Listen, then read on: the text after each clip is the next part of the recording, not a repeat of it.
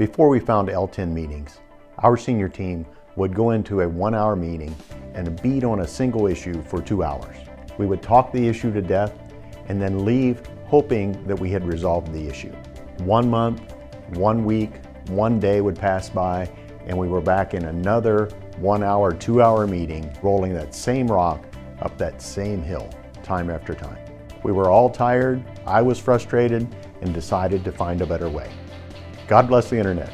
I found L10 meetings, from there discovered EOS, Entrepreneurial Operating System. At that point, everything seemed to shift from online search to speed dating, because I talked to every business person I met, asking them what they knew about EOS. I talked to suppliers, I talked to customers, I talked to my peer group, I even talked to some competitors. Some had never heard of it, some were familiar, some were actually already implementing. Everybody that knew of it had a favorable opinion, with one striking exception. One of our suppliers told me that their company had started using EOS, but stopped partway through. This was a large multinational corporation. They implemented EOS over all of their divisions, but a few months into it, top management decided they were going to discontinue the process.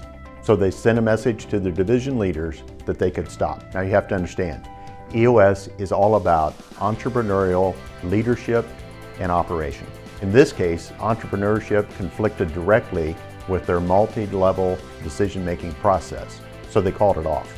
Fast forward a few months later, their C-level execs are surprised when they find out that many of their divisions are still using EOS. So they sent out another message to each division, each leader, and each department, telling them all to stop using the EOS methods and tools.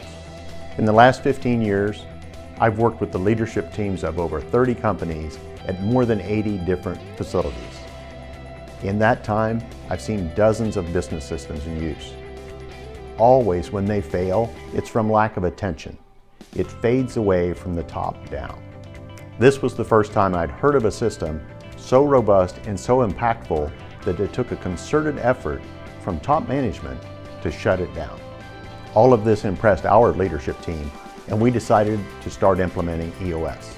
Within 28 months, revenue, efficiency, cash flow, cash position, and profits had all improved. Each employee was involved, identifying and solving specific issues and keeping up with our short-term and long-term goals as well. Profit margin moved from low single digits to strong double digits, which was way better than average for our industry segment.